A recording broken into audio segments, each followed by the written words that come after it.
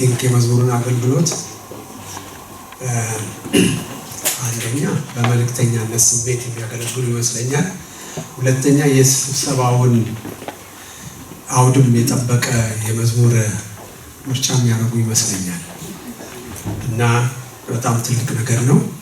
እኔ ረጅም ዓመት 18 ዓመት በመዝሙር ነው ያገለገልኩት። ኳየር ነበርኩኝ እና ድሮ እንዴት ነበረ ከመልእክት በፊት 2 መዝሙር ወይ በዛ 3 መዝሙር ነሩት ጋር እንኳን ከሁለት አይበለጥም እና ከዛ ደግሞ ከስብከቱ በኋላ እንደገና ሌላ 2 ወይም 3 መዝሙር ይዘመራል እና ሁለት ነገር ልብ የምላቸው ነገሮች አሉ። አንዴ የጌታ ያውቃል እናት ወንጌላዊ ጥሩነሽ እሷም ዘማሪ ነበረች ወንጌላዊም ነበረች እና ኳየር እንድታገለግለን ስለ መዝሙር ጠርተናል አገልግላናለች እና ምንም አይረሳ ነገር ነገረችው። በተለይ ለኳየሮችም ጥሩ ሊሆን ይችላል እና ለምንድን ነው ከስብከቱ በፊት እና ከስብከቱ በኋላ መዝሙር ምን ዘምረው የሚል ነገር እኛም ጠይቃት እሷ ራሷ ታንሳው እርግጠኛ አይደለሁም ረስቼዋለሁ ረጅም ስለሆነ ጊዜው። ግን አንድ የሚገርም ነገር አለች የእግዚአብሔር ቃል ያው እንደ መዝራት አይደለም። የእግዚአብሔርን ቃል የሚናገሩ ሰዎች በገበሬ ተመስለው የመዝራትን ስራ ይሰራሉ አለች እና ዘማሪዎች ይመጡና መጀመሪያ መሬቱን ያርሱታል። ሰባኪው ናስቡበት ሰዓት ይሄ ንጉስም ካህንም የሚለው ነገር አብሮ ቢታሰብ በጣም ጥሩ ነው እና የተወሰነ ኤሊት የለም ካህን የሚባል ለብቻው ማለት ነው። አገናኝ የሚባል የለም። አገናኝ ይገባቸዋል አይደል? በመካከል ገብቶ የሚያገናኝ ሰው የለም። ሁላችን በክርስቶስ ያመንን ሰዎች ካህናቶች ነን። ስለዚህ የፕሮቴስታንት እምነት አንዱ ከሌሎቹ ለየት አድርጎ የሚያየው ወይም ደግሞ የሚመለከተው በእግዚአብሔር ቃል የሚቀበለው ነገር ይሄ ነው። ምን ማለት ነው? አማኞች ሁሉ ካህናት ናቸው ማለት ባጭሩ ያለ ሌላ ሰው መካከለኛነት በእግዚአብሔርና በእነሱ መካከል አዋዋይና አገናኝ ሆኖ የሚሰራ ፈላጊና አገናኝ የሚባል ነገር አለ አይደለም? ፈላጊና አገናኝን የሚያገናኝ ምንም ነገር ሳይኖር ሰዎች በቀጥታ በጌታ በኢየሱስ ክርስቶስ በኩል በግላቸው ከአምላካቸው ጋር ምን ማድረግ ይችላሉ? መገናኘት ይችላሉ የሚለውን ነገር የሚያሳየን ማለት ነው። ስለዚህ ለምሳሌ ንስሐ ለመግባት ማለት ነው ካህን አያስፈልገኝም። እንደሱ ቢሆን ኖሮ እዚች ጋር ትንሽ ቦክስ እናስቀምጥላችሁ ነበር አይደለም? እና ማን እንደሆናችሁ ሳይታወቅ ውስጥ ገብተን ዝም ብለን በጆሮ እየሰማን ንስሐችሁን እንሰጥ ነበር። ግን እንደሱ የለም። ለምን? ሰዎች በቀጥታ ምን ስለሚያደርጉ ከእግዚአብሔር ጋር መገናኘት ስለሚችሉ ነው ማለት ነው። ስለዚህ ይሄ በጣም አስፈላጊ ነገር ነው። ይቅርታን ለማግኘት ያለ ካህናት መካከለኝነት በቀጥታ ወደ እግዚአብሔር ቀርቦ ይቅርታን ማግኘት ይችላል የአዲስ ኪዳን አማኝ ማለት ነው። አጠቃላይ የእግዚአብሔርን ሕዝብ አገልጋይነት ተገልጋይም ብሎ ደግሞ የመመደቡ አካሄድ መጽሐፍ ቅዱሳዊ አይደለም። ምክንያቱም አንዱ ቤተክርስቲያን የአዲስ ኪዳን አማኞች የሚገለጹበት አንዱ መገለጫ ምንድነው? በአካል ነው የተመሰሉት። በአካሉ ስራ የሌለው ምንም ነገር የለም። ቅንድብ ከአንዳንድ እንስሶች እንድንለይ የተሰጠንም አይደለም። ታውቃላችሁ አይደል? አንድ ሰውዬ ሲናገር ነው የሰማሁት። በጣም የቆየ ነገር ነውና ቅንድባችንን ብንላጭ በሙሉ ማለት ነው። ምናልባት ቅንድብ የሌለው ሰው አንዳንድ ሰው ሊኖር ይችላል አላውቅም። ግን ቅንድብ በሙሉ ቢላጭ ላብ በሚያለመን ጊዜ በቀጥታ ተንቆርቁሮ አይናችን ውስጥ ነው እና ቅንድብ በጣም ብዙ ነገር ምን ያደርጋል? ይከራከራል። ለጌጥ ብቻ የተሰጠን ወይም ከአንዳንድ እንድንለይ አይደለም። የአፍንጫ ፀጉር ራሱ ብዙ አቧራ ምን ያደርጋል? ይከላከላል። የዚህ ውስጥ ማዕት ነገር አለ። ትርፍ አንጀት የሚባለው ራሱ ሐኪሞቹ ይናገሩ፣ እኛ እዛ ውስጥ የለንበትም። ትርፍ አይደለችም። የራሷ ነው ትርፍ የምትሆነው የራሷ ስቴጅ አላት። ስለዚህ በአካል ውስጥ ምንም አንድ ዝም ብሎ ስራ የሌለው እንደዚህ ዝም ብሎ የተቀመጠ ነገር የለም እና መጽሐፍ ቅዱስ ሁላችንንም በክርስቶስ አካል ሲመስለን በዛ በክርስቶስ አካል ውስጥ በአንድ ቦታ አንድ ስፍራ ከሌሎቹ ጋር በተቀናጀ መንገድ እግዚአብሔር በእኛ ውስጥ አልፎ መስራት የሚፈልገው ስራ እንዳለ የሚያሳየን ነው። መንፈስ ቅዱስ ወደኛ ሲመጣ ባዶ እጁን አይደለም የመጣው። መንፈስ ቅዱስ ወደኛ ሲመጣ ያለ ተልእኮ አይደለም የመጣው። በመሰረቱ እግዚአብሔር እኛን ያዳነበት ነገር ራሱ በእግዚአብሔር ሰዎችን ወይም ደግሞ ዓለምን የማዳንና ለሱ ክብር የሚሆነውን ነገር በማምጣት የሱ መለኮታዊ ቅዱስ ስራ እንዲኖረን ተውትና እኛን ይቀርና እስራኤልን እንኳን እግዚአብሔር ሲያለን ለፈርዖን የተላከው መልእክት ምን የሚል ነው? ያገለግለኝ ዘንድ ሕዝቤን ምን በል። እኔ መጀመሪያ እንግዲህ ቅድም እንዳልኳችሁ ኳየር ነበረ አገልግሎት እንትን ያልኩትና ለምንድን ነው ኳየር መግባት የፈለግከው አለ። ያገለግለኝ ዘንድ ሕዝቤን ልቀቅ ብሏል መጽሐፍ ቅዱስና የዳንኩት ለማገልገል ነው አልኳቸው። ስለዚህ ለመዳን የዳነው ለምንድን ነው? ልናገለግል ነው። ስለዚህ እዚህ ቦታ ተቀማጭና ተመልካች እና እዚህ ደግሞ አክተር ሆኖ ዋናውን ነገር ይዘው እንደ ልባቸው የሚሯሯጡበት የሚወራጩበት ነገር የለም። በአዲስ ኪዳን ሁላችን ምንድነን? አገልጋዮች። ችግሩ ራሳችንን ማግኘት ነው። በመሰረቱ ጸጋዬን አላቅም የምትሉ ሰዎች አንድ ነገር እግረ መንገዴን ብያቸው፣ ጸጋ ቁጭ ብላችሁ ምንድነው ገብቷል። በፖስታ አንድ ቦታ ሹመት እንደሚደርሰው ሰው ማለት ነው የሚደርስ ነገር አይደለም። ሹመት ተቀምጣችሁ ለዚህ መስሪያ ቤት ውስጥ ሚኒስተር አድርገንዎታል የሚል ከሌላ ሚኒስተር የሚመጣን ነገር አይደለም። እያገለገላችሁ ነው አገልግሎታችሁን የምታውቁት። ማገልገል ምን እንደሚጠቅም ልንገራችሁ። ባገለገላችሁ ጊዜ የእናንተና የእናንተ ያልሆነውን ታውቃላችሁ። ያላችሁንና የሌላችሁን ትለያላችሁ። በጸጋ የሚገለገል አገልግሎት አለ። በክርስቲያን ኃላፊነትም የሚገለገል አገልግሎት አለ። ምን ማለት ነው? ለምሳሌ ወንጌላዊ ብለን እናስብ። ወንጌል መስበክ የሁላችን ክርስትና ምንድን ነው? ኃላፊነት ነው። የክርስቲያኖች ሁሉ አይኔ ወንጌላዊ አይደለሁም ለማንም አልመሰክርም ወንጌል ይባላል አይባልም። ለሁላችን ክርስቲያን ስለሆንን የተሰጠን ኃላፊነት ነው። ነገር ግን ለየት ብሎ ወጣ ብሎ ግን አንዳንድ ሰዎች ወንጌላዊ ሆኖ ደግሞ ምን ይባላል? ይጠራሉ። አገልግሎት ጸጋ ይሰጣቸዋል። ሁሉም ነገር እንደዚህ ነው። ስለዚህ በክርስቲያን ኃላፊነት ውስጥ ገብታችሁ ክርስቲያናዊ ኃላፊነታችሁን እየተወጣችሁ በምትሄዱበት ጊዜ ነው በክርስቶስ አካል ውስጥ ለእናንተ ተነጥሮ መንፈስ ቅዱስ እንደወደደ የሚሰጣችሁን ጸጋ እየለያችሁ የምትሄዱት። ስፖርት ካልሰራን ጡንቻ እንደማናወጣ ማለት ነው አይደለም። እዛ ሪንግ ውስጥ ገብቶ ፕሮፌሽናል ተጫዋች ለመሆን መጀመሪያ ምን መሆን? አማተር ሆኖ ማድረግ አለበት። እንግዲህ ሩጫም ቢሆን ምንም ቢሆን መሞከር አለብን ማለት ነው። ስለዚህ ልንገራችሁ ከምንም ነገር ልባችሁ ሸክም እንደውም የልብ ሸክም የሚባለው እኮ እንዴት ቆሽ ሱልቶ ቤተክርስቲያን በፈለገቻችሁ ቦታ ግቡና አገልግሉ። ኦኬ ግቡና አገልግሉ። ከዛ በኋላ በዛ አገልግሎት ውስጥ ሁለት ነገር ታገኛላችሁ። እግዚአብሔር በዛ ውስጥ አንደኛ የአገልግሎትን ስርዓት ያስተምራችኋል። ባለፈው ጊዜ እንደተማርነው ከሌሎች ጋር ማገልገልን ትማራላችሁ። በዛ ውስጥ ምን ታደርጋላችሁ? እያደጋችሁ ወደ ዋናው አገልግሎታችሁ ትሄዳላችሁ።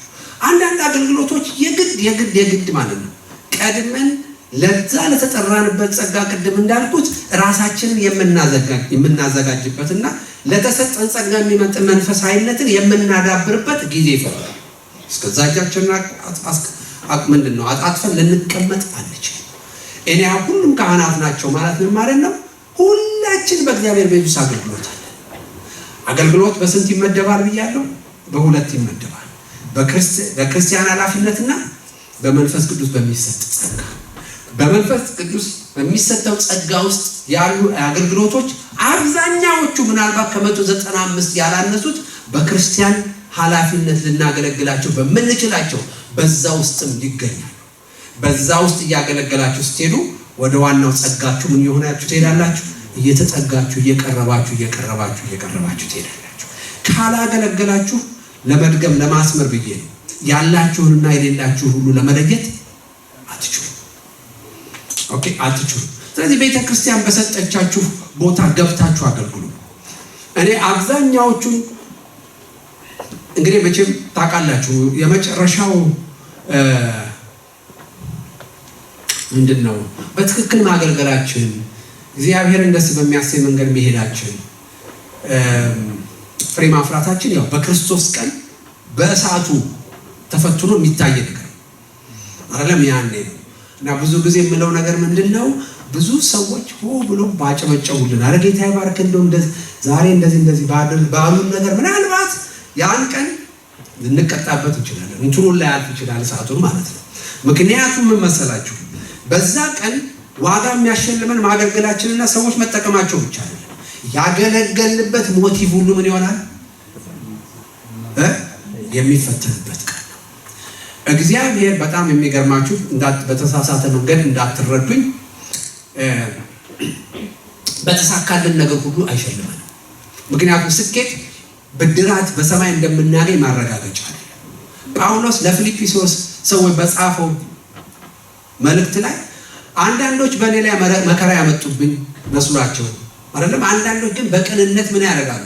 ወንጌልን ይሰብካሉ። እኔ በሁሉም ደስ ይለኛል። ምክንያቱም በሁለቱም በቅንነትም በሚያገለግሉት በእኔ ላይ መከራ ማመጣንበት ብለው በሚያገለግሉት በእነሱ በኩል ክርስቶስ ምን ይሆናል?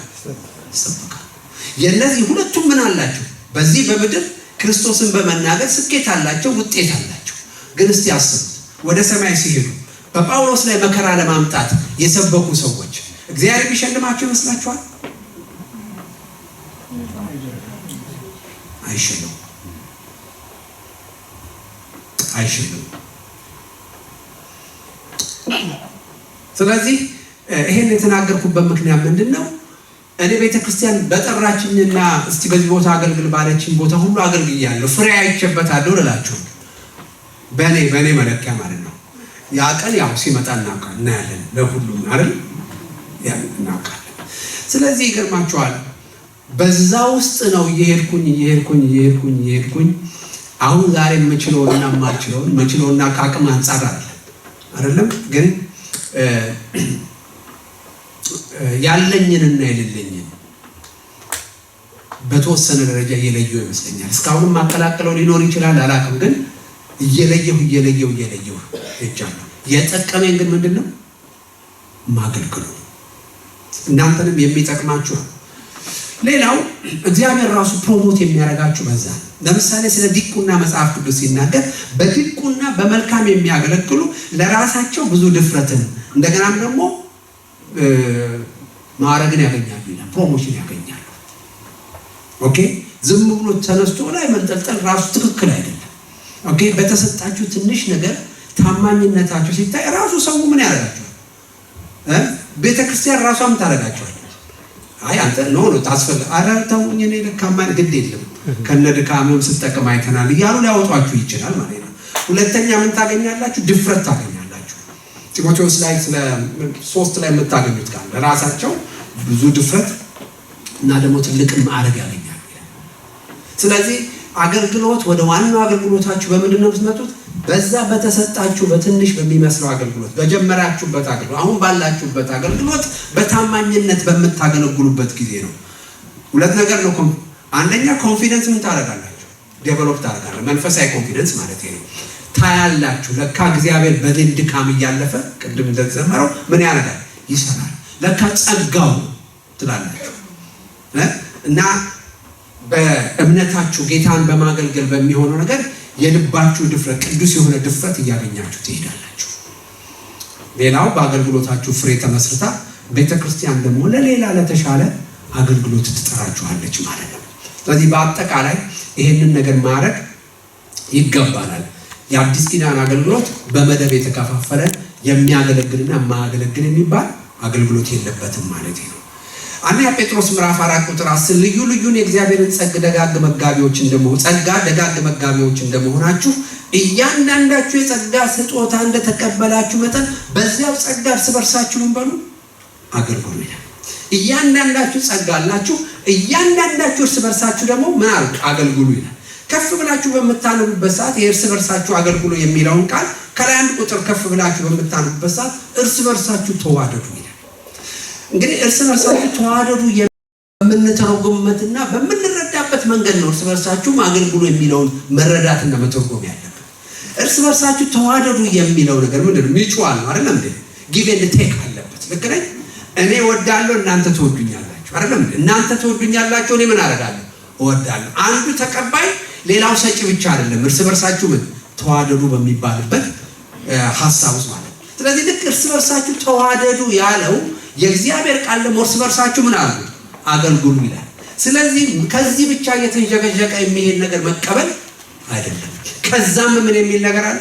ከእናንተም የሚመጣ ነገር የግድ መድረክ ላይ መውጣት ላይ ያስፈልጋችሁ ይችላል። ሁሉም ደግሞ መድረክ ላይ የሚያስወጣም አገልግሎት ላይ ሆን ይችላል። ግን whatever it is ምን አለ እናንተ ትቀበላላችሁ፣ ደግሞ ምን ታደርጋላችሁ? ትሰጣላችሁ። ምናልባት መቀበልና መስጠት በሚባለው አንድ ምክር ቢጤ ምክር ሳይሆን ምን የራሴን የጠቀመኝንና ብዙ ጊዜ የምንለማመደውን ነገር ልንገራችሁ። እኔ አሁን እያገለገልኩ እናንተን ማገልገል ትችላላችሁ? ይቻላል።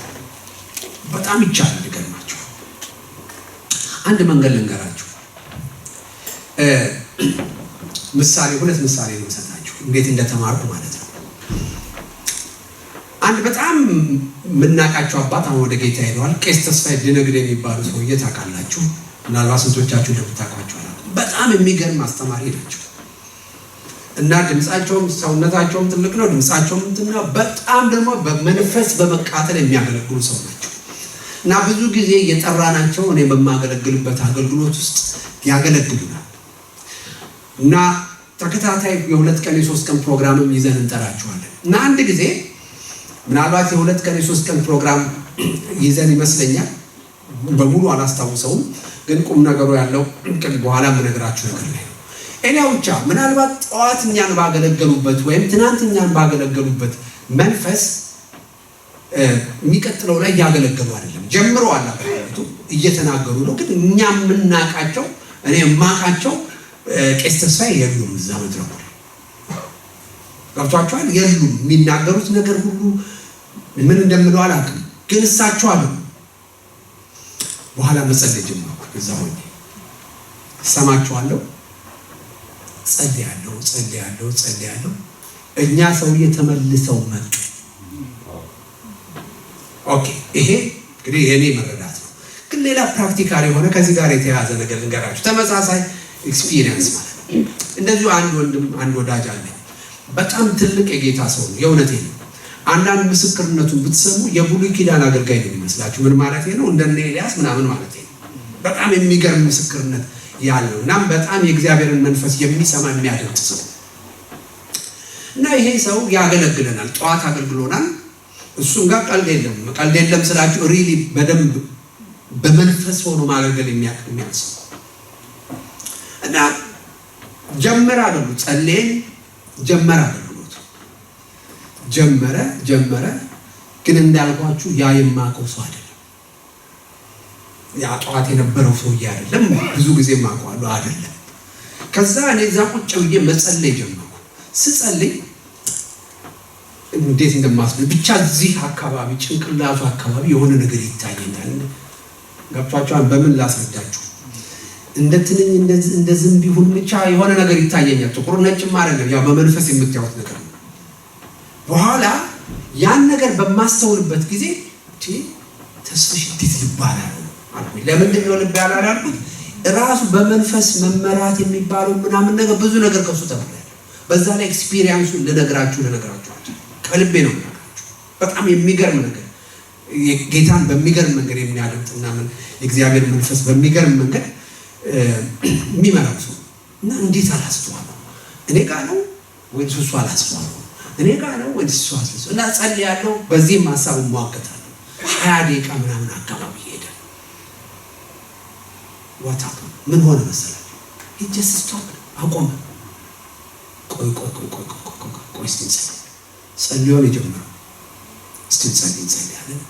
የሚገርም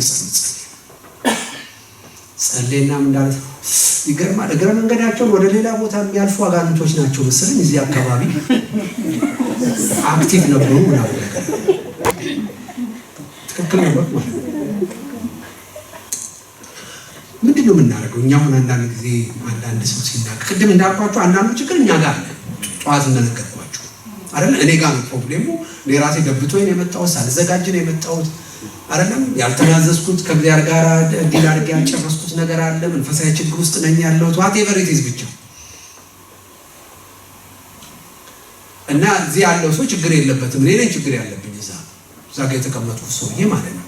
አንዳንዴ በዚህ መንገድ ጣም ብናጣበት፣ አንዳንድ ጊዜ ግን እዚህ ጋር የምንቆም ሰዎች ምን ይገጥመናል? ችግር ይገጥመናል ሳናውቀው። እንደዚሁ አሁን እሱ ወንድማችን እንዳለው ወይ በእግረ መንገድ በመሃል ሲያልፉ ማለት ነው የመጡ ሊሆኑ ይችላሉ። ነው ብቻ ምን እንደሆነ አናውቅም። ብቻ ያ የምታውቋቸው ሰዎች ታጣላችሁ ሲሉ ዛሬ አልተዘጋጀም መሰለኝ ምናምን ልትሉ ትችላላችሁ። ምን ዛሬ የሚናገረውን አያውቅም እንዴ ምናምን አልጸለይም መሰለኝ። ወይ ጉባኤው ላይ ታሳብባላችሁ፣ ወይ አየሩ ላይ ታሳብባላችሁ። ሁሉም የራሱ ተጽዕኖ አለ የለውም ማለት አይደለም። ግን የሚገርማችሁ ነገር ብትጸልዩ ሁሌ ላይሆን ይችላል። ግን እንዲህ አይነት ነገሮች ካሉ እዚህ ጋር ያለውን ነገር አፌክት ያደረገው ነገር የሆነ ነገር ከሆነ እናንተ ዛጋ በምትጸልዩት ጸሎት እዚህ ጋር ያለው ነገር ምን መሆን ይችላል? መለወጥ ይችላል።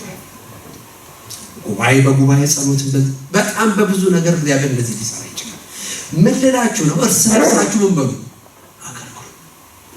እርስ በርሳችሁ አገልግሉ። ይሄ ነው። ስለዚህ ሁሉ ጊዜ የአዲስ ኪዳን የሁሉ ካህንነት አገልግሎት ምን አድርጎናል? ተቀባይና አቀባይ የሚባለውን ካታጎሪ አውጥቷል። ሁላችን ምንድነው? እርስ በርሳችን ምን የምናደርግ ነው? የምናገለግል የምንደጋገፍ ሰዎች። የአሮንና የሆርን ታውቃላችሁ አይደል? ሙሴን የደገፉት ግራና ቀኝ ሆነው ምንድነው እግዚአብሔር ሊያስተምረን የፈለገው? እዛ ሜዳ ላይ ያለውን የጦርነቱን ሂደት የድሉን አቅጣጫ እዚህ ጋር ማለት ነው። ሙሴ ብቻ አይደለም፣ ግን ሙሴን ግራና ቀኝ የሚደግፉት ሰዎች አስተዋጽኦ አለ። የአዲስ ኪዳን ጥላ ነው። እርስ በርሳችን ተደጋግፈን ነው ቤተክርስቲያንን ካለ ብዙ ጊዜ ብሌሙን ሌላ ሰዎች ላይ ማድረግ በጣም ይቀላል። ይወጡና ቤተክርስቲያን እንደዚህ ምናምን ሰዋት እኔ በተሰጠኝ አገልግሎት ምን ያደርጉ የት እኔ እነዚህ ነቢያቶች መቼም ደጋግሜ ያነሷቸው ይቅርታ እናንተ ናት እነሱን ይቅርታ ጠይቃለሁ። ስማቸው እንደገና ስቅ የሚላቸው ካለ ብዬ ነው። ነብይ ካልመጣ ይላሉ ቸርች እና እኔ በመጀመሪያ አንድ ቤተክርስቲያን በነቢያት ጸጋ እየተጠቀመች ነው ብዬ የማምነው በክራይ ወይም በብድር እዚህ ያመጣን በአመት አንድ ጊዜ ስላቆምን ነው ብዬ አላምንም። የአንድ ቤተክርስቲያን እስቲ ቆይ ይሄ ቤተክርስቲያን ነው አይደለም? በጣም ጥሩ። እዚህ ውስጥ ነብይ መንፈስ ቅዱስ አሁን የትንቢትን ስጦታ መስጠት የሚችለው ሰው የለም? ቅድም እኛ ኳሊፋየር ስለሆነን አይደለም አይደል የተሰጠን? እሱ እንደወደደ አይደለም የሚያድለው? ለምን አልሰጠንም? ኦኬ እኔ አሁን እግዚአብሔር የማስተማር ጸጋ ሰጥቶኛል ብዬ አምናለሁ በትንሹ አይደለም? ኦኬ እኔ እንግዲህ አምኜ በዚህ ጸጋ እያገለገልኩ እና ነብይም ልሆንላችሁ ይቻላል? እንደ ድሮዎቹ እንደነ ኢዳሚን ማለት ነው ሁሉንም ስልጣን ሁሉንም የሚኒስቴር ስም መሸከም አይቻልም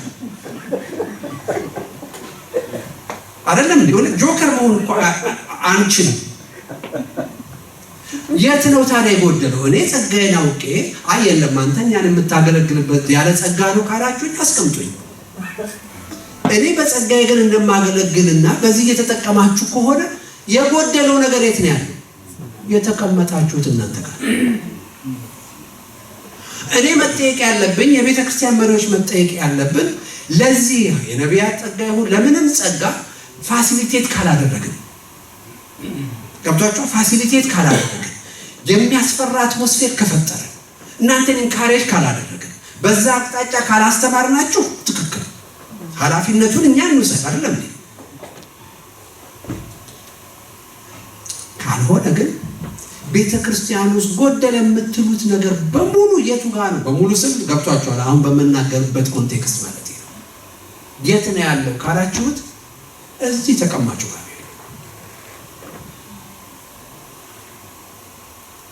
ተቀማጩ ጋር ነው እና የኢሳያስን ምዕራፍ የትንቢተ ኢሳያስ ምዕራፍ 6ን ይሄን ለማስረጃ በምሳሌ ልንጠቅም ኢሳያስ አይኑ ተከፍቶ እግዚአብሔርን እስከሚያይና የራሱን ኃጢአተኝነት እስኪረዳ ድረስ ህዝቡን ሲወቅስ የኖረ ሰው አይደለም። ግን ዋንስ እግዚአብሔርን ካየ በኋላ ጠፍቻለሁ አለና ራሱን ከህዝቡ ጋር አስተካከለ። ምን አለ? እኔ ከንፈራቸው በረከሰ ህዝቦች መካከል ከንፈሬ የረከሰብኝ ሰው ነኝ። ይሄ ከተረዳ በኋላ አሁን ብሌሙን ወደ ማንም አደረገ ማለት ነው፣ ወደ ራሱም አደረገ። ከዛ በኋላ የመጣው ድምፅ ምን የሚል ማንን እልካለሁ። ይሄን ድምፅ መስማት የምንችለው መቼ እንደሆነ እኮ ነው የሚያሳየን። መቼ ነው ይህንን ድምፅ መስማት የምንችለው? መስማት የምንችለው በሌሎች ማሳበብ ስናቆም ጭምር ነው። እግዚአብሔር ምንድን ነው ያለው ለሕዝቅያስ? በጎደለው በጎደለው ቅጥር ነው በፈረሰው ቅጥር የሚቆምልኝ ሰው ማን ነው? አጣሁ ነው። እዛ ጋር የነበረው ሰውዬ የት ሄደ? አይታችሁታል አይደለም ያለ። አንተ እዚህ ጋር መምጣት ትፈልጋለህ ወይ? እዛ ቀዳዳው ጋር መግባት ትፈልጋለህ ወይ? ወገኖች ይሄ ብዙ ነገር ያስተምረናል። ይሄ ከእግዚአብሔር ጋር ያለን ግንኙነት ብቻ ነው። ስለዚህ እርስ በርሳችሁ ምን በሉ? በጸጋ አገልግሉ። ስለዚህ ሁላችን ካህናት ነን ማለት ነው ወደ እግዚአብሔር ለመምጣት ለብቻዬ እችላለሁ ከሚለው ነገር በተረፈ ማለት ነው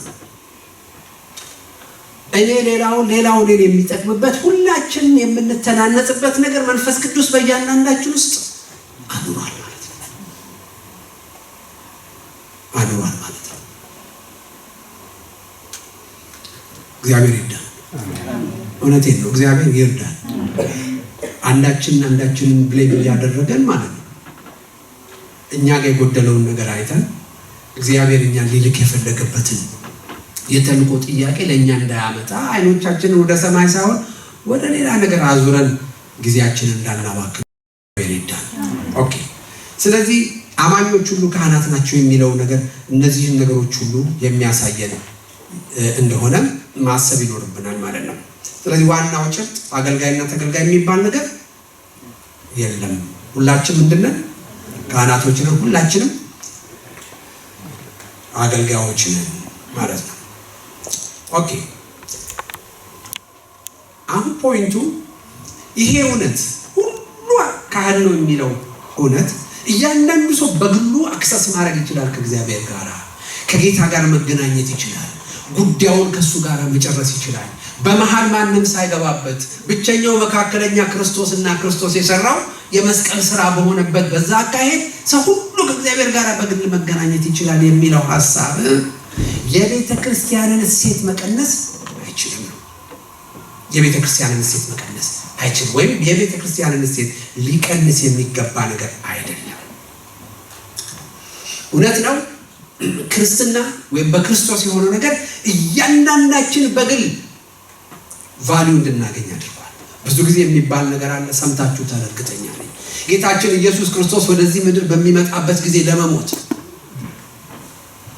አንድ የቀረሁት እኔ ብሆን ለአንድ ሰው ሕይወቴን አልሰጥም አይልም ብለን እናምናለን። አናምን? እንዲህ እንድናምን የሚያደርገን ለምን መሰላችሁ?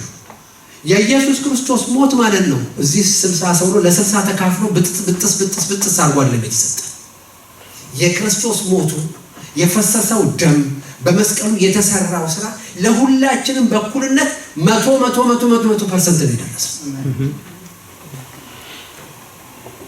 ልክ ነው። ስለዚህ ኢየሱስ ክርስቶስ የሞተው ሞት ለኔ 100% ለኔ ነው የሞተው። 100% ግን ለእያንዳንዳችሁ ነው የሞተው፣ ለዓለም ሁሉ ነው የሞተው።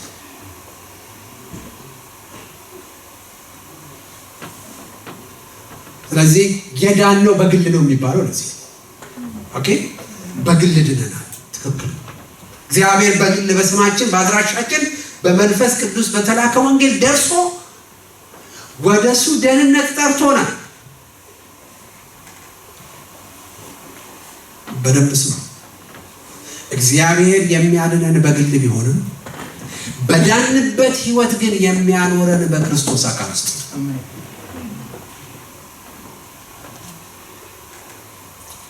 ነው።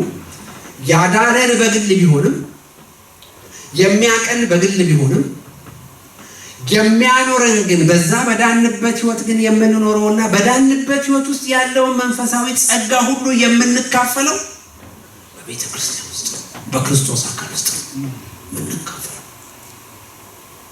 ግለሰቦች የእግዚአብሔር የሥራው መጀመሪያ ናቸው። በመጽሐፍ ቅዱስ ውስጥ የሥራው መጨረሻ አይደለም። ዘፍጥረት ላይ እግዚአብሔር አንድ ሰው ፈጠረ። ያ ሰው ግን የሥራው መጀመሪያ ነው። በምን አወቀ? ያንን ሰው አመጣና እግዚአብሔር ምን አለ? ብዙ ተባዙ ምድርንም ሙሏት። ስለዚህ አዳም መጀመሪያ ነው እንጂ ምን አይደለም መጨረሻ ነው።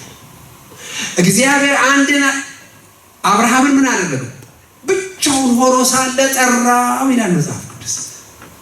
ነገር ግን ምን ይላል? በአንተ አሕዛብን ሁሉ ምን አደረገ? ስለዚህ አብርሃም ምንድነው? መነሻ እንጂ መጨረሻ አይደለም። እግዚአብሔር በእያንዳንዳችን አስገራሚ በሆነ መንገድ መጥቶ ቢያድነን እሱ ጅማሬ እንጂ እሱ መጨረሻ አይደለም። በሚቀጥለው ርዕስ ይህን ሀሳብ እንደገና አነሳዋለሁ። ስለዚህ ለዚህ ነው በግላችን ያገኘነው ደህንነት፣ በግላችን ወደ እግዚአብሔር ለመምጣት ያለን አክሰስ፣ እነዚህ ነገሮች ሁሉ ማንኛውም በግላችን ልናገኝ የምንችለው መንፈሳዊ ፕሪቪሌጅ በሙሉ የቤተ ክርስቲያንን መንፈሳዊ እሴት ምን ማድረግ አይችልም? ሊቀይር ሊያሳንስ አይችልም። በግል ድነሃል፣ የምትኖረው ግን በህብረት ነው። የምትኖረው በክርስቶስ አካል ውስጥ ነው።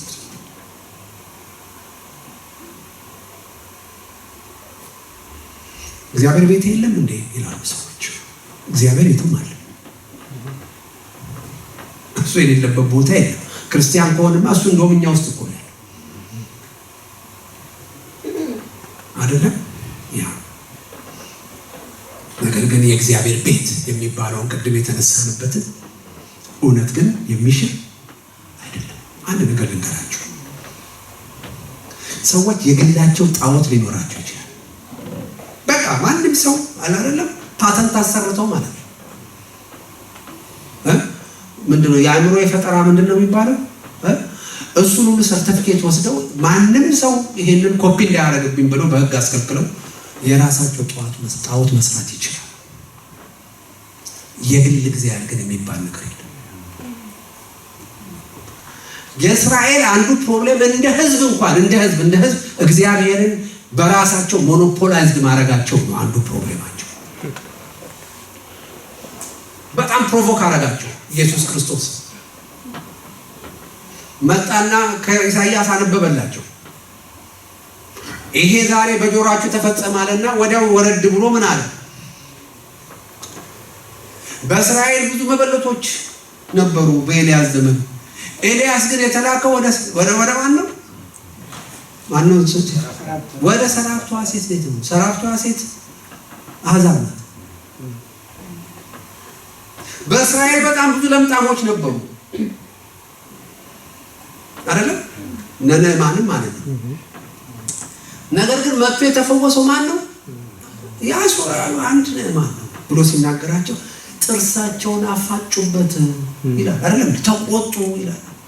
ከዛ በኋላ ወሰዱና ገፍትረው ገደል ላይ ሊጥሉት ሁሉ ነበር። ከዛ በመካከላቸው ምን ማለት ነው ታውቃላችሁ? ምንድነው ፕሮቮክ ያደረጋቸው? ምንድነው? የመጣሁት ለዛ ብቻ አይደለም። የመጣሁት ለማን ነው? ለአሕዛብ ነው። እግዚአብሔር የምንም አምላክ ነው? የአሕዛብም አምላክ ነው። በዚህ በኢሳይያስ የተነገረው መሲሁ ሲመጣ የሚሰራው ስራ እናንተ አጥራችሁ በእናንተ አጥር ተከልሎ የሚኖር ነገር አይደለም። እንደውም እናንተ ሚስ ልታረጉት ትችላላችሁ።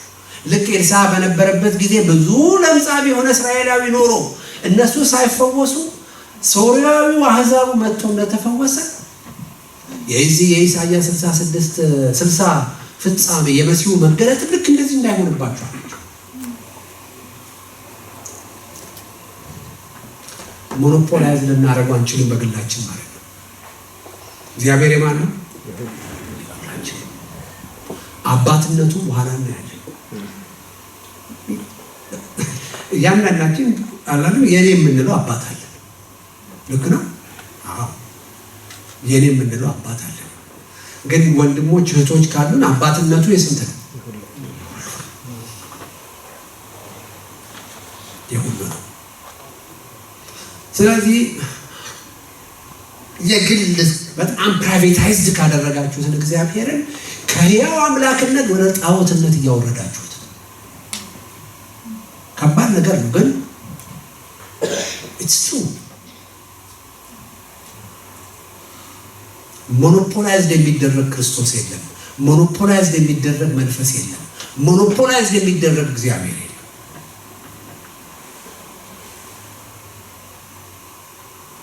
ክርስትና ፕራይቬታይዝድ የሆነ እምነት አይደለም።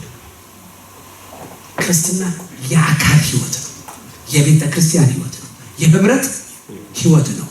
ከዳኑ ሰዎች ጋር በንጹህ ልብ አንዱን ጌታ ከሚጠሩት ሁሉ ጋር አብረን የምናመልከውና የምናገለግልበት እምነት ነው። ይህን የምንናገርበት ምክንያት ለምንድን ነው? ይህን የምንናገርበት ምክንያት ዘመናችን ከህብረት ይልቅ የግለኝነት ኑሮ በጣም የገነነበት አይመስላችሁም? የኛ ካልቸር ሶሻላይዝ ማድረግ ይፈልጋል። ማለት ሶሻል ላይፍ በጣም ትልቅ ቦታና ስፍራ የሚሰጠው። የዌስተርኑ ካልቸር ደግሞ በጣም ፕራይቬታይዝድ የሆነ አይደለም። ፕራይቬሲ በጣም ትልቅ ቦታ የሚሰጠው የግለሰብ ነፃነት የሚባለው ነገር ማለት ነው።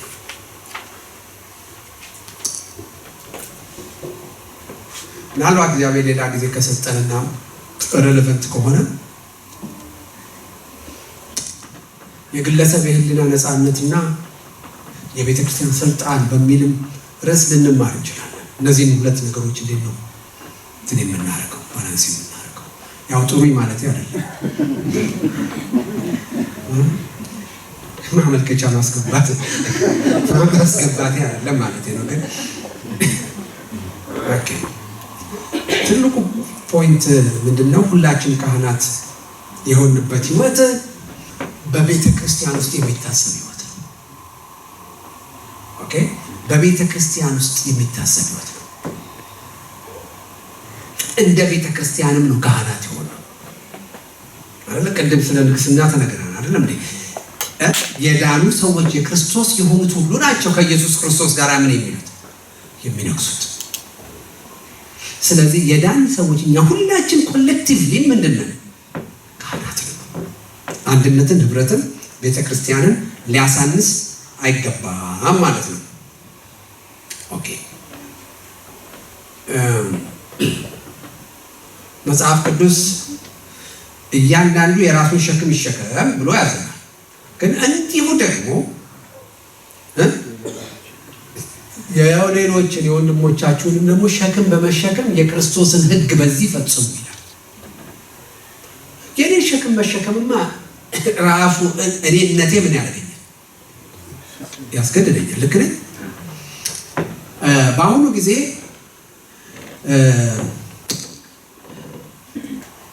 ራስን ስለመውደድ ራሱን ችሎ ትምህርት ይሰጣል አይደለም? ራስን ስለመውደድ እኔ ራስን መውደድ ናቹራል ነው ብዬ ነው ማምነው ለኔ። ምክንያቱም የምለው ለምንድን ነው? መጽሐፍ ቅዱስ ራሱን የሚጠላ የለም ስለሚል ይላል አይደል? ራሱን የሚጠላ የለም ይላል። እና ብዙ ችግሮቻችን እንደውም ራሳችንን ከመውደዳችን ጋር የተያያዘ ይመስለኛል። ብዙ ችግሮቻችን ይልቅ መጽሐፍ ቅዱስ በጣም አትኩረት የሚሰጠው ራሳችንን ከመውደድ ጋር ሳይሆን ወንድማችንን ባልንጀራችንን ከመውደድ ጋር ነው። ለምን መሰላችሁ? ራስን መውደድ it is natural አይደለም። ስለዚህ ራስን በመውደድ ብቻ ምንኖር ወይንም ምንድነው የሚለው? ራስን እንደምትወድ ወንድም ባልንጀራህን ውደድ ነው የሚለው። ስለዚህ ራስን መውደድ እንደ ፋክት ነው የተቀመጠው። ወንድምህን ውደድ ግን እንደ ትእዛዝ ነው የተሰጠው። ልክ ነኝ? ራስን መውደድ it is a fact, it is a reality። ማንም ራሱን የሚጠላ የለም። ወንድምን መውደድ ግን it is a command፣ ምን ልታዘዘው ነገር። ስለዚህ ምንድነው መጽሐፍ ቅዱስ ያለ መሰላችሁ? ናቹራሊ ራስን በመውደድ ሊሚትድ የሆነው ፍቅር ምን ይሁን ኤክስቴንድ ያርግና ባልንጀራህን ወደምትወድበት ነገር ያምጣ። ስለዚህ አንናቹራል የሆነው የትኛው? ወንድምን መውደድ ነው። ባልንጀራ መውደድ ናቹራል ነው። ስለዚህ ራስን እንደምትወድ ባልንጀራህን ውደድ የሚለው ቃል መጀመሪያ ራስህን ውደድ ከዛ በኋላ ወንድምህን ውደድ ተብሎ እንደዚህ በቅደም ተከተል ለማስቀመጥና መጀመሪያ ራስህን ውደድ እንደምን አሁን አንዳንድ ትምህርት አይደለም እንደሱ ነው አይደል እየተማረን ያለ ነው። ከራስ በላይ ነፋስ ነው። እኔ በዚህ መንገድ እስካሁን አልተረዳሁትም እንዳልኳችሁ። ለምንድን ነው ራስን መውደድ መጽሐፍ ቅዱስ ናቹራሊ ከኛ ጋር ያለ ነገር እንደሆነ ስለሚያሳይ ከህፃን ልጅ ጀምሮ ህፃን ልጅ ጡት የሚወደው እናቱን ወዶ ነው ወይስ ጡቱን ወዶ ነው? አንዳንድ አስተማሪዎች ሰልፊሽ ላቭ ይሉታል። አሁን እሱ አይደለም አስተራችሁትም እኮ እሺ ሊያዘው ይላል አይደል? የኔ ልጅ እናቷ ስለከለከለቻት የኔ ጡት ላይ እንደዚህ ጆር ማለት ጊዜ ታረግ ነበር ረጅም ጊዜ።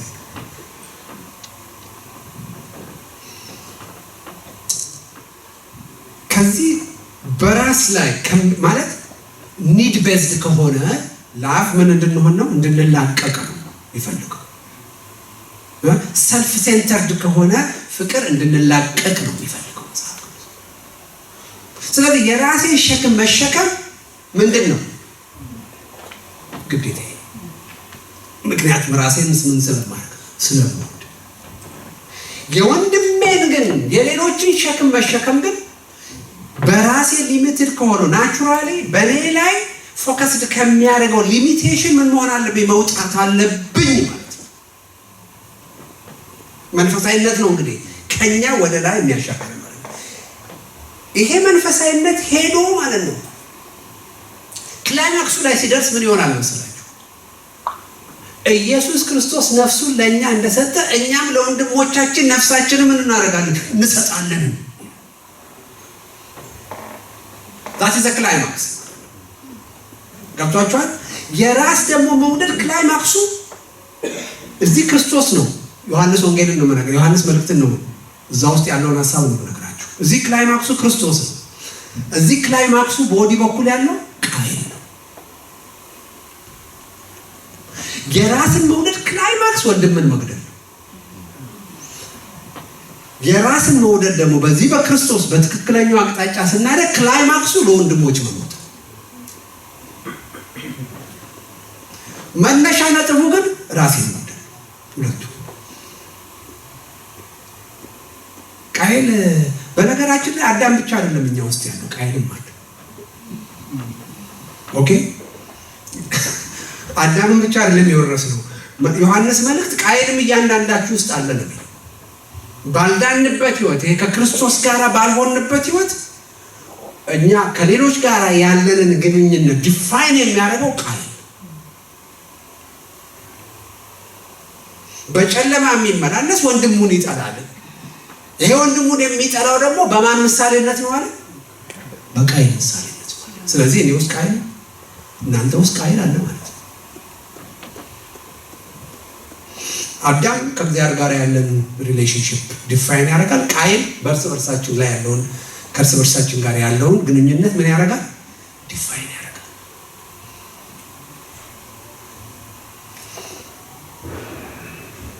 እግዚአብሔር ይላል ከዚህ ከግለኝነት በጣም ግላዊ ከሆነ ህይወት ካልተላቀቅን በስተቀር እውነተኛውን ክርስትና ልንኖር አንችልም። ወይም ቅድም እንዳልኳችሁ ይሄን የክህንነት አማኞች ሁሉ ካህናት ናቸው የሚለውን በግላችን ከእግዚአብሔር ጋር ለመገናኘትና በግላችን ከእግዚአብሔር ጋር ለመሆን ያለንን ሰማያዊ ፕሪቪሌጅ የቤተ ክርስቲያንን እሴት፣ የህብረትን፣ የአንድነትን እሴት በጠበቀ መንገድ ባላንስ አድርገን ለመኖር ከግለኝነት ህይወት መውጣት ይጠይቃል። ይሄ ሚዛን የለቀቀ ደግሞ አመለካከት የሚታረመው ስለ ቤተ ክርስቲያን ያለን አመለካከት መጽሐፍ ቅዱሳዊ ሲሆን ብቻ። መጽሐፍ ቅዱሳዊ ሲሆን ብቻ። መጽሐፍ ቅዱስ ስለ ቤተ ክርስቲያን በሚናገረው ልክ አይናችን ቢከፈት እንዴት የከበረ ነገር መሰላችሁ! እንዴት የከበረ ነገር መሰላችሁ! የእግዚአብሔር ፕሮጀክት ቤተ ክርስቲያን አይደለም። ኢየሱስ ክርስቶስ በቃሉ አጥቦ በመንፈሱ አጥቦ የፊት መጨማደድ ሳይኖር በቅድስና ክብርት አድርጎ ለራሱ ለማቅረብ በመጨረሻ ጊዜ እየሰራ ያለው ፕሮጀክት ቤተ ክርስቲያን። ጳውሎስ በጣም ጠንካራ የሆነ አደራ ከማስጠንቀቂያ ጋር ሲሰጥ ለኤፌሶን ሰዎች ምንድን ነው ያላቸው? እግዚአብሔር በገዛ ደሙ የዋጃትን ቤተክርስቲያን ተጠብቁ ዘንድ ተጠንቀቁ።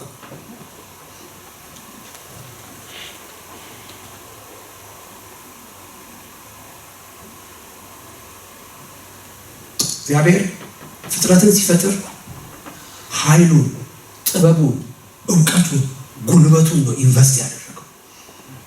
ቤተክርስቲያንን ሲፈጥር ግን ደሙን ነው ኢንቨስት ያደረገው፣ ልጁን ነው ኢንቨስት ያደረገው፣ ራሱን ነው ኢንቨስት ያደረገው። ይታያቸዋል ልዩነቱ።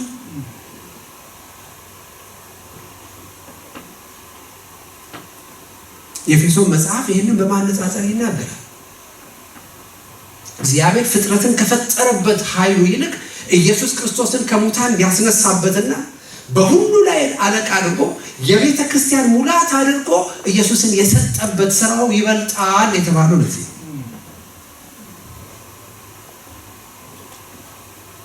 ካሉ ኢማጂን እግዚአብሔር ምን ያህል ሲሪየስ ሊሆን እንደሚችል ታያላችሁ። ለቆሮንቶሶች እኮ ቤተ መቅደሱን የሚያፈርስ እግዚአብሔር ራሱ ያፈርሰዋል የሚል በጣም ጠንካራ የሆነ አባባል አይደለም። በጣም እኮ ሲሪየስ የሆነ ነገር ነው። ዋይ እግዚአብሔር በዚህ ልክ ሲሪየስ የሆነበት ምክንያት ግን ይታያቸዋል። ምክንያቱም ራሱን ነው እግዚአብሔር የሰጠው።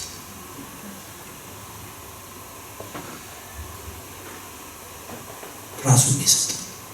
ቤተ ክርስቲያን ምን እንደሆነች ካላወቅን በስተቀር ቅድም እንዳልኳችሁ መጀመሪያ የእግዚአብሔር ቤት ምን እንደሆነ ካወቅን ነው በእግዚአብሔር ቤት ውስጥ የሚኖርበትን ስርዓት በትክክል ተረድተን በዛ ስርዓት የምንኖረው።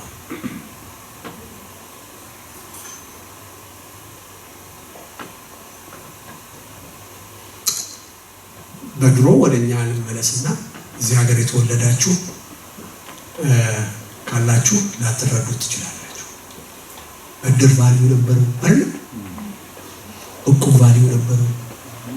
ጸበል ጻድቅ የህብረት ቫልዩ ነበረው። ጎረቤት ቫልዩ ነበረው። ልክ ነኝ አይደለም? አሁን ምን ቫልዩ ያለው ነገር አለ? ስለ ቤተ ክርስቲያን ስለ መንፈሳዊ ስልጣን ሳስተምር በጣም የሚገርማችሁ ነገር ምክንያቱም ብዙ ነገሮች ኢምፖርትድ ናቸው፣ በብድር ያመጣናቸው ናቸው። ቸርች ውስጥ ችግር የሚፈጥሩት አይመስልም። የቆሮንቶስ ቤተክርስቲያን ችግር ስታጠኑ ከዛ ከካልቸራቸው ያመጡት ነገር ነው። ዲካልቸራይዝ ስላልተደረገ ማለት ነው። ከፋፈሩ በሙ ለኃጢአት ያላቸው አመለካከት ፍርድ ቤት መጓተቱ በሙ ቁንጣን እስከሚይዛቸው የሚበሉት በሙ ከልቤ እኮ ነው የምላችሁ። ሁሉ ነገር ከዛ ግሪክ ሀገር እኮ ስትሄዱ ዛሬም እኮ መብል ትልቅ ቦታ ነው። ምን ያህል እንደሚበሉ አላውቅም፣ ግን ትልቁ ዲስከሽን መብል ነው።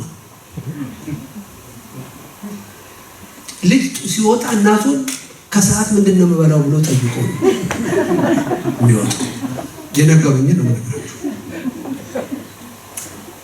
ከትምህርት ቤት ሲለቀቁ ዋናው የሚነጋገሩት ምሳ ምንድን ነው ዛሬ የምትበላው። ስለዚህ መብል ከባድ የሆነ ትልቅ ቫልዩ የሚሰጠው ነበርና በመብል ምክንያት ክርስቶስ የሞተለትን ሰው ይገድሉ ነበር። መብል ከወንድም የበለጠባቸው ለዚህ ነው እኮ ጳውሎስ ማለት ነው ስጋን በልቼ ወንድሜን ከማሰናከል ስጋ ለዘላለም ይቅርብኝ ሲል እኛው ትንሽ ነገር ሊመስለን ስጋ ነው የሚበለው። እንዴት ነው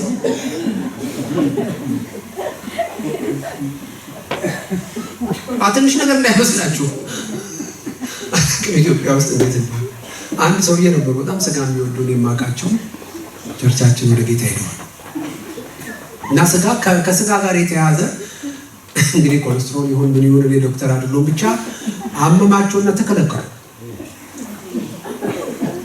ተከለከሉና ቅድም አንድ ወንድሜ ከኔን ታውቀዋለሁ ብሎ ጠርቶኝ ነበር እንትን ብሎኝ ነበርና እሱና አንድ አሁን ስዊድን አለ ያልኳችሁ ወንድም ጋራ ከሆነ ቦታ አብሮ ይመጣሉ እሳቸው እና ሞቅ ያለ መንፈሳዊ ነገር እያወሩ እንደዚህ ሲሄዱ መሀል ላይ አልገባም ብሎ ተቆጡ። አልገባም ብለው ደገሙ። ምን ሆነ? አልገባም ለቀቁት ፎርም አይተው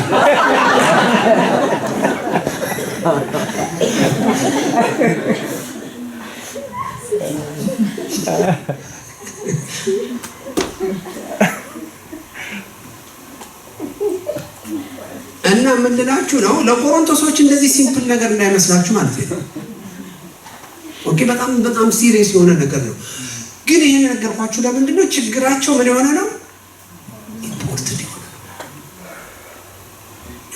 ብዙ ችግሮቻችን ኢምፖርትድ ናቸው። አሁን ከፖለቲካው ተበድረን የምናመጣው አለ፣ ከካልቸሩ ተበድረን የምናመጣው አለ። ማአት ነገር የምናመጣው ነገር አለ።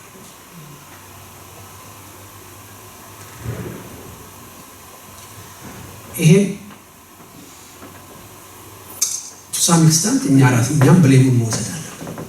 የእግዚአብሔርን ቃል የምናስተምር ሰዎች ለምን ዲካልቸራይዝድ አልሆንም አናረግም ነው እንዳለም አናውቅም።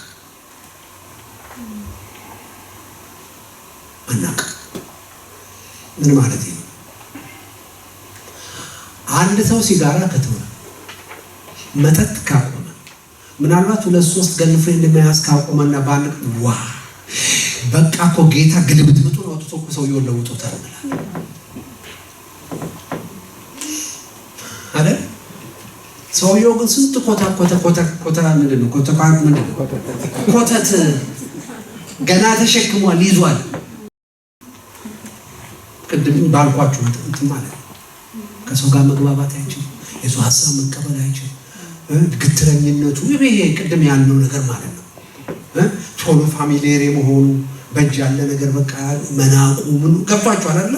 አትንኩኝ ባይነቱ አንድ በጣም ስሙን በጠራው ብዙዎቻችሁ የምትወዱት ስለሆነ ድንጋይ ታነሱብኛላችሁ። እና እኛ ሀገር የመጣበት አመጣጥ ትክክል አልነበረ። እኛ ባለንበት ቦታ ባለን ህብረት ውስጥ አንድ ሰው በቤተ ክርስቲያን ተጋብዞ ካልመጣ በስተቀር በተለይም ከቤተ ክርስቲያን ውጭ የሆኑ ዝም ብሎ ሰዎች በግል ሰብስበው አዳራሽ ተከራይተው ኮንፈረንስ ከጠሩ ሰውየው ምንም ያህል ብንወደውና ብናቀው ከሱ ጋር አንተባበር። በሁለት ምክንያት፣ አንደኛ ይሄ አካሄድ ማለት ነው ውሻ በቀደደው ምን ይገባ ይገባ ልክ ነው። ስለዚህ እሱ እንደ ውሻ ትንሽ አርጎ ሄዶ በኋላ ጅቦች መጡበት። ስለዚህ አንቀበልም።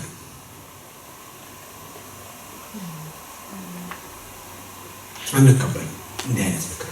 ሁለተኛ ቤተ ክርስቲያንን ህዝቡን የመመገብ ትልቁ ኃላፊነት የማን ነው? የግለሰቦች ነው ወይስ የቤተ ክርስቲያን ነው? እስቲ ንገሩ። የቤተ ክርስቲያን አይደለም። ቅድም አልኳችሁ እኮ መንጋውን ተጠብቁ ዘንድ እግዚአብሔር በገዛ ደሙ የዋጃትን ቤተ ክርስቲያን እንድትጠብቁ አደራ አላችኋለሁ። ያስጠነቀቀው እኮ የኤፌሶንን ሽማግሌዎች ጠርቶ ነው የሚለው።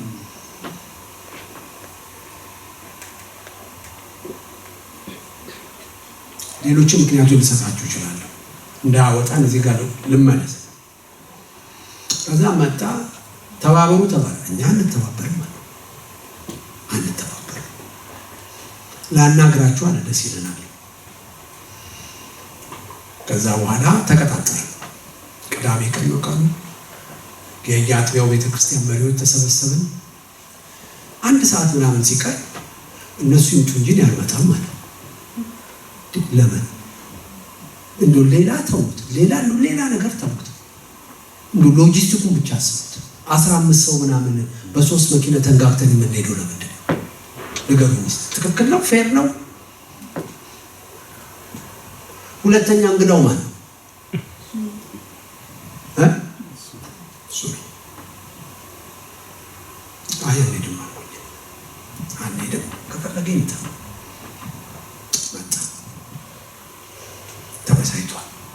በምን አወቃት ሲገባ እንደው የጌታ ወንድሞ ምንድነው የሚባለው ሲገባ ሰላም ለእናንተ ምንድነው አንድ አለ አይደል ምንድነው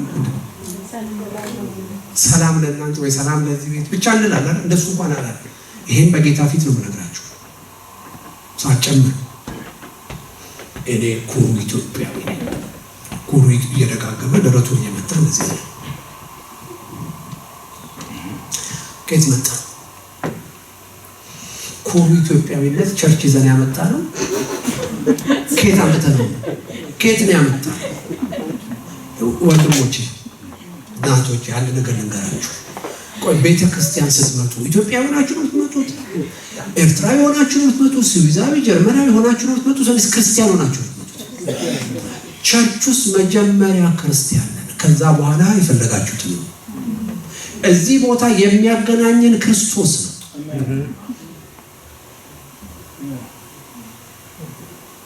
ወደ ሌላው ሐሳብ አልገባም ግን ሌላ ጊዜ ከፈለጋችሁ ሌላ ማመልከቻ እንደሆነ እንጂ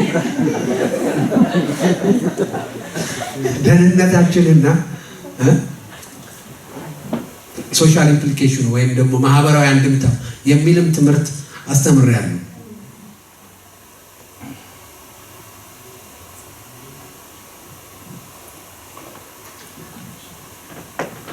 መጀመሪያ ክርስቲያን ነን በእግዚአብሔር ቤት ውስጥ ከዛ የፈለጋችሁት ነው ካገናኘን የሚያገናኘን የክርስቶስ ጉዳይ እዚህ ቤተ ክርስቲያን ውስጥ የሚያጣላን ነገር ካለ ወይም የሚያጨቃጭቀን ካለ ክርስቶስና የእግዚአብሔር ቃል መሆን አለበት ወገኖች የዛሬ ስንት ዓመት እንደሆነ አላውቅም ረጅም ጊዜ ነው እና መጽሐፍ ቅዱስ ትምህርት ቤት ያለው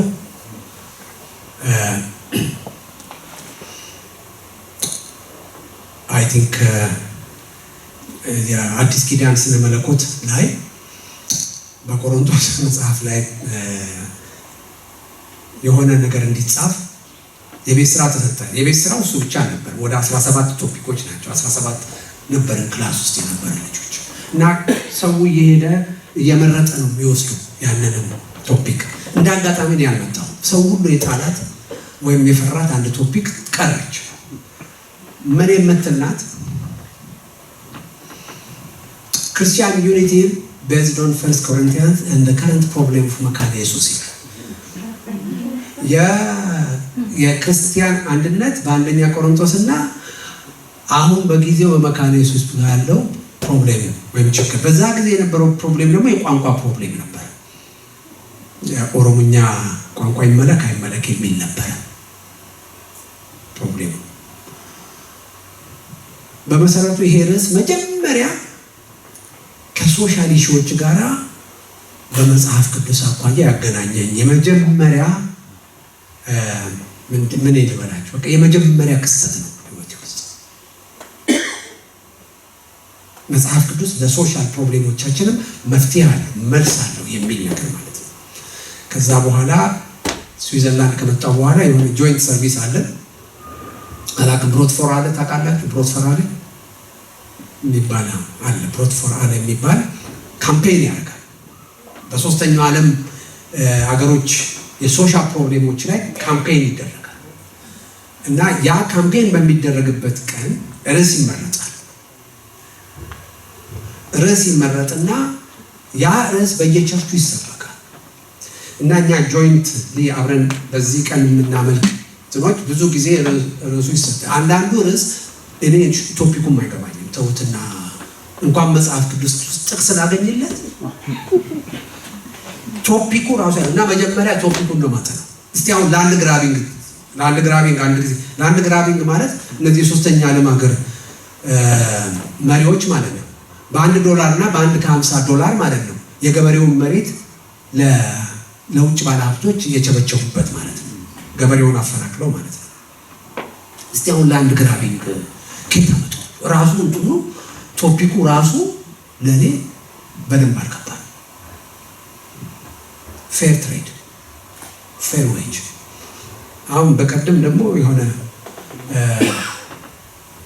ረሃብ የሰውን ነገ ይበላል ነበረ የካምፔን እንትኑ እና ያው አቀበልና ቀላል መስሎኝ አንዳንድ ቀን እንደው ምን ቦጣኝና ነው ይሄንን ርዕስ የተቀበልኩት ብዬ በቃ ምልበት ጊዜ አለ። ግን ምን አስተማረኝ? መጽሐፍ ቅዱስ አድሬስ የማያደርገው ምን የለም ችግር የለም። በአሁኑ ጊዜ ብዙዎቻችን ማለት ነው እሱን ከመናገር በፊት ይሄን ይገባችሁ ትንሽ ወጣ ብያለሁ መለሳለሁ። አይዟችሁ።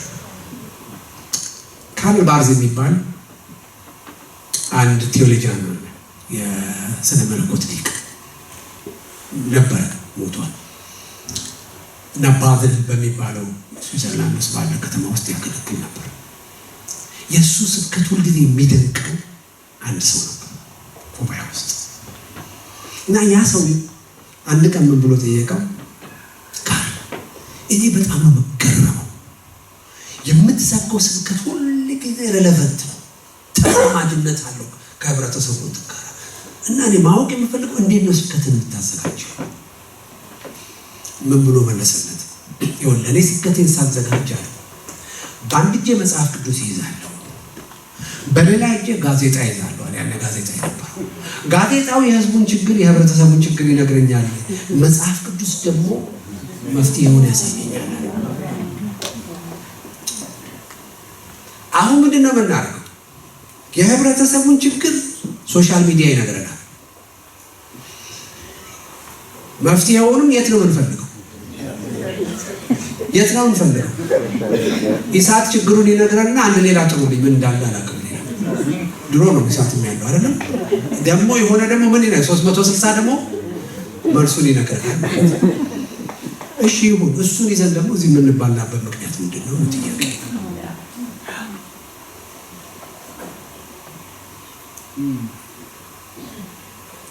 ይህ የምናገርበት ምክንያት ምንድን ነው? የቤተ ክርስቲያን ቫልዩ እንዲገባ ነው። እዚህ የተሰበሰብነው አማራ፣ ትግሬ፣ ምናምን ጎጃሜ ምናምን ሆነን አይደለም። ክርስቲያን ሆነን የተሰበሰብ አይደለም። ኢትዮጵያ አይደለም ያልኳችሁ አይደለም፣ ግን ሰቦርዲኔት ነው ለክርስትናችን አይደለም። ይሄ ጊዜያዊ ማንነታችን ነው፣ ያኛው ዘላለማዊ ማንነታችን ነው። እዚህ ቦታ ለምንገናኝበት ትልቁ ቆይ እኔ የምለው አሁን እዚህ የተሰበሰብነው ኢትዮጵያዊ ስለሆነ ነው ወይንስ አማርኛ ስለምንናገር? ያ it could be አይደለም እንዴ?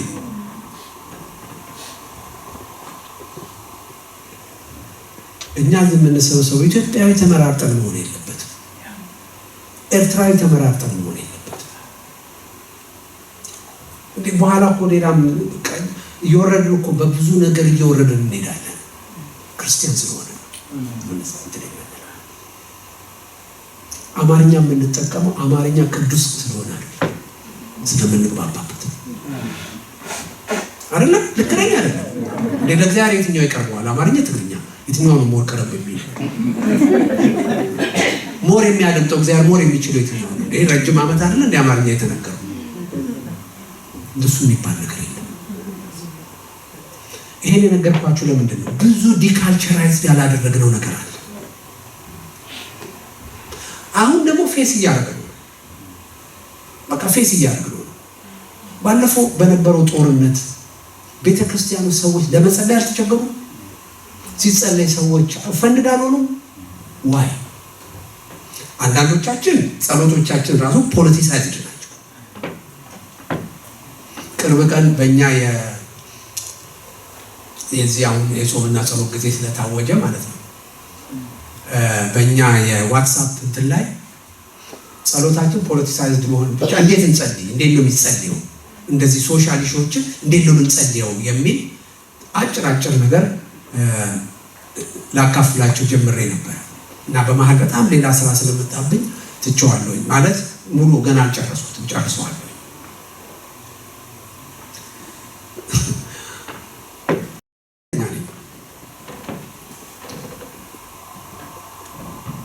ለምሳሌ አንድ ነገር ልንገራችሁ እስቲ። የነቢያትን መጽሐፍ ነቢያቶች አካባቢያቸውን በጥንቃቄ የሚያውቁ ሰዎች ናቸው።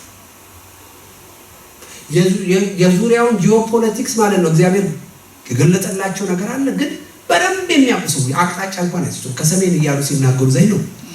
ግን የዕንባቆምን ብቻ ነው ዕንባቆም ፍርድ ተጓደለ ምናምን ሲለው እግዚአብሔር እውነትህን ነው አላለም። እግዚአብሔር አግሪ አርጓል አላለም። ለምን? የዕንባቆም ኢቫሉዌሽን ምን ስለነበረ? ትክክል ስለነበረ። እዛ ህብረተሰብ ውስጥ ያ ችግር ምን ስለሆነ ነው? ሪያሊቲ ስለነበረ ነው። ልክ ነኝ? ያ ኦኬ።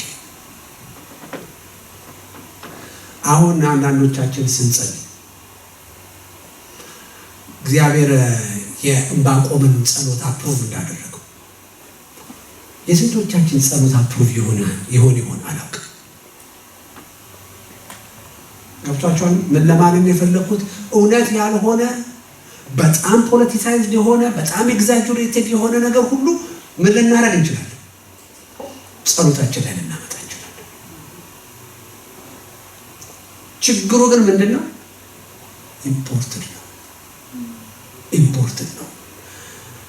እና ያኔ ትምህርት ቤት ያንን ርዕስ ጽፍ ጻፍኩኝ፣ አቀረብኩኝ። አሁን እሱ አለቀ። በኋላ ያንን ሳቀርብ የነበሩ ልጆች የህይወት መጽሔት አዘጋጆችን ነገሯቸውና መጥተው ጠየቁኝ እና በአማርኛ ተረጎምኩትና ምን ርዕስ ሰጠሁት? የዓለም ተውሶ ቤተክርስቲያንን አምሶ የሚል ርዕስ ሰጠሁት።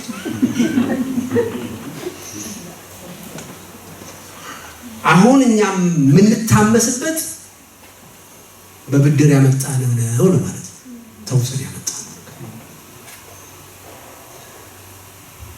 ውሰቱን ማቆም የምንችለው በቤተ ክርስቲያንና በሌላው ግን ጥሩ መስመር ሲኖር ነው።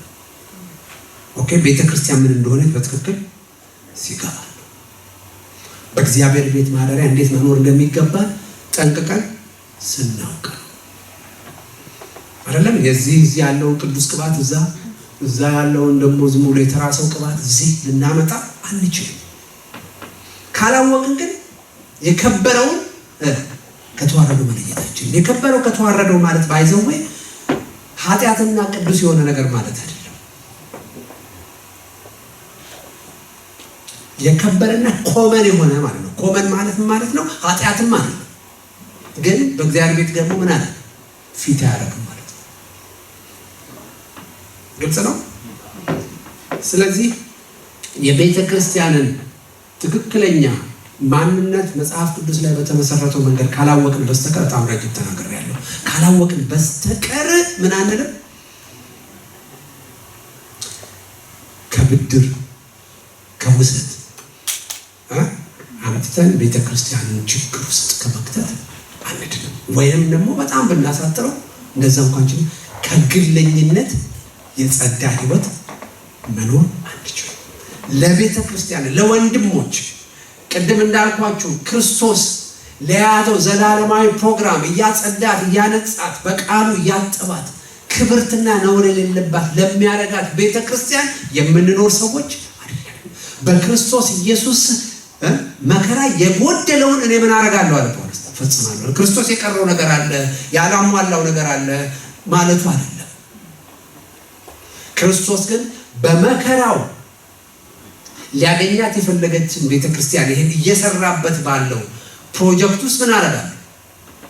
እኔም አገለግላለሁ ማለት ነው። እና እዛ ቦታ ራሱ ሁሉ እንደሚሰጥ ነው የሚናገር። መከራ እቀበላለሁ ደስ እያለኝ ነው። ስለዚህ ቤተክርስቲያን በትክክል ካወቅን ዶክትሪናል ፒዩሪቲዋን ብቻ አይደለም፣ በሁሉ አቅጣጫ ያላትን ንጽህና ለመጠበቅ የምንከፍለው ዋጋ እንከፍላለን። በጥንቃቄ መሄድ እንችላለን። እዚህ ጋር አቁምና እንቀጥላለን። አለ ሌላ። ስለዚህ ነገር ኦኬ። እሱን ከማለቴ በፊት ላጠቃል። እስካሁን የትምህርቴን ርዕስ አልነገርኳችሁ። አሁን ርዕስ ልነግራችሁ ነው። ርዕሱን ነግሬ እጨርሳለሁ። ምን ይላል? ቢነግረኝ ሰው የለም ወይስ መነጽር እናድላችሁ? መነጽር ምንድን ነው የሚለው? በቤተ ክርስቲያን እናምናለን ጥያቄ ነው። ኦኬ በመንፈስ ቅዱስ ታምናላችሁ ወይ ተብላችሁ ጠይቃችሁ ታውቃላችሁ? አታውቁም? በስላሴ ታምናለህ ብላችሁ ጠይቃችኋል? ታውቃላችሁ አይደለም? አሁን ደግሞ የቅርቡ በሐዋርያትና በነቢያት ጸጋ ታምናላችሁ? አታምኑ? ተጠይቃችሁ ታውቃላችሁ? ታውቃላችሁ አይደል? በቤተ ክርስቲያን ታምናለህ ብላችሁ ጠይቃችሁ ታውቃላችሁ? እኔ እንግዲህ ይሄንን ብዙ ቦታ አስተምሬያለሁ ብያችኋለሁ። ይሄን ጥያቄ ስጠይቅ አንድ ቦታ ብቻ አንድ ሰው እጁን አውጥቷል። እሱም የተሳሳተ መልስ ነው የሰጠው። ለምንድን ነው በቤተ ክርስቲያን እናምናለን የሚል ጥያቄ አልተጠየቅ ነው? በሚቀጥለው ያንን አንስተን እንነጋገራለን። የዚህ ትምህርት መጨረሻ በቤተ ክርስቲያን አምነን እንድንወጣ እግዚአብሔር ይርዳን። እናመሰግናለን። የዘላለም አምላክ እግዚአብሔር ሆይ የቃልህ ፍቺ የዘላለም አምላክ እግዚአብሔር ሆይ ዓይንን ያበራል፣ ሕፃናትን ጠቢባን ያደርጋል። አምላካችን የዘላለም ጌታ ዓይነ ስውሮችን በማይሰናከሉበት መንገድ ይመራል። የዘላለም ጌታ እግዚአብሔር ሆይ አሁን ሰምተን ብንናዘዘው በሕይወት የሚያኖረንን ሕያው ቃልህን ስለሰጠህን እናመሰግናለን። በቃልህ ስለመከርከን እናመሰግናለን። በማደሪያ በቤትህ ጌታ ሆይ በገዛ ደም በዋንጃት በቤተ ክርስቲያን የምንኖርበትን ስርዓት ልታስተምረን ስለጀመርክ እናመሰግናለን። ከግለኝነት እንድንወጣ ከራስ ወዳድነት እንድንወጣ ኢየሱስ ራሱን አሳልፎ ለሰጠባት ለቤተ ክርስቲያን የሚገባንን ጌታ ሆይ አስተውሎና መረዳት ደግሞም የሚገባንን መስጠት እንዲኖረን ስለምታግዘን ስለምትረዳን እናመሰግናለን።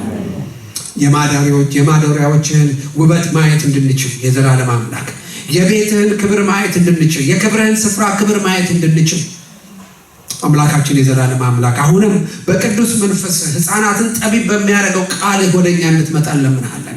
መልካሙ አስተማሪ አሁንም ያስተምረን። ልባችንን ለቅዱስ ቃልህ አቅና። የዘላለም አምላክ እግዚአብሔር እርዳን። እችን ቤተ ክርስቲያን እርዳ። አምላካችን የዘላለም አምላክ ቤተ ክርስቲያንህን መጠበቅ ሁላችን እንድንችል እርዳ። ከተውሶ ችግር እግዚአብሔር የዘላለም አምላክ ቤተ ክርስቲያንን እንድንጠብቅ እባክህ እርዳን።